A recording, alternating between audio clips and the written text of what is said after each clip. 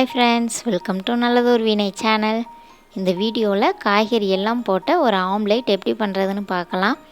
அதுக்கு முன்னாடி நீங்கள் நம்ம சேனலை ஃபஸ்ட் டைம் பார்க்குறீங்கன்னா மறக்காமல் சப்ஸ்கிரைப் பண்ணி வச்சுக்கோங்க.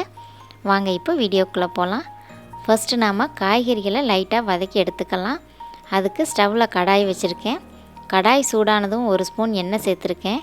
எண்ணெய் சூடானதும் 2 ஸ்பூன் வெங்காயம், 2 ஸ்பூன் குட்டி குட்டியாக கட் பண்ண பீன்ஸ், 2 ஸ்பூன் துருவின கேரட், 2 ஸ்பூன் முட்டைக்கோஸ், 2 ஸ்பூன் துருவின உருளைக்கிழங்கு, 2 ஸ்பூன் போல் கேப்சிகம் சேர்த்துக்கலாம்.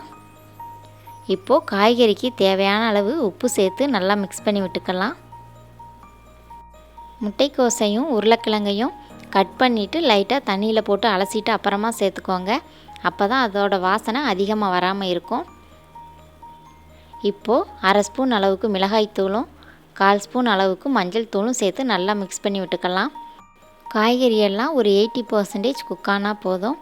அப்புறமா நாம் முட்டையோடு சேர்த்து வேக வைக்கும்போது சரியாக இருக்கும். காய்கறிகள் ஓரளவு நல்லாவே வெந்து வந்திருக்கு. இப்போது ஸ்டவ் ஆஃப் பண்ணிவிட்டு ஆற வச்சிடலாம்.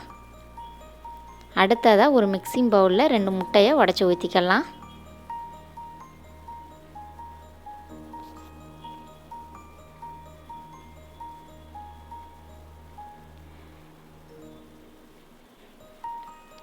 இப்போது முட்டைக்கு தேவையான அளவு உப்பு, 1/2 ஸ்பூன் அளவுக்கு பெப்பர் பவுடர் சேர்த்துக்கலாம். இது கூடவே 2 டேபிள் ஸ்பூன் அளவுக்கு குட்டி குட்டியாக கட் பண்ண மல்லி இலைகளை சேர்த்து நல்லா மிக்ஸ் பண்ணி விட்டுக்கலாம். இந்த மாதிரி மல்லி இலைகளை கொஞ்சமாக முட்டையோடு சேர்த்து சமைக்கும்போது நல்ல வாசனையாகவும் டேஸ்ட்டாகவும் இருக்கும். அதே சமயம் ஹெல்த்துக்குமே ரொம்ப நல்லது. முட்டையை நல்லா அடித்து எடுத்தாச்சு. இப்போ நாம் வதக்கி வச்சுருக்கிற காய்கறிகளை இந்த முட்டையோடு சேர்த்துக்கலாம்.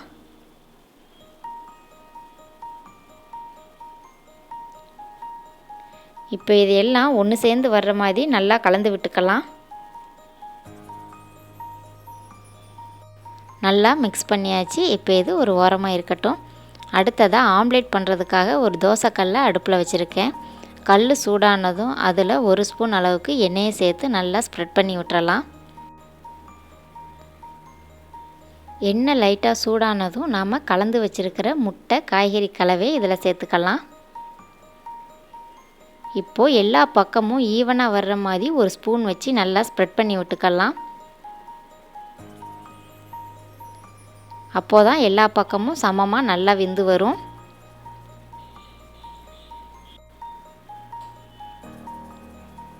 இப்போது ஒரு மூடி போட்டு மூடி அடுப்பை சிம்மில் வச்சு ஒரு 2 நிமிஷத்துக்கு வேக வச்சு எடுத்துக்கலாம். 2 நிமிஷத்துக்கு அப்புறமா ஓப்பன் பண்ணி பார்க்கலாம்.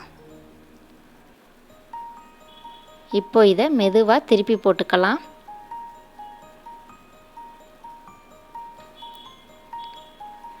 திருப்பி போட்டுட்டு மறுபடியும் சிம்மில் வச்சு ஒரு 2 நிமிஷத்துக்கு வேக வச்சு எடுத்துக்கலாம்.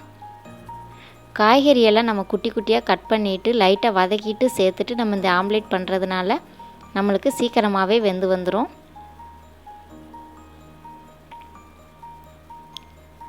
அவ்வளோதான், காய்கறிகள் எல்லாம் போட்ட ஒரு ஹெல்த்தியான பிரேக்ஃபாஸ்ட்டு நம்ம ஈஸியாக ரெடி பண்ணிட்டோம்.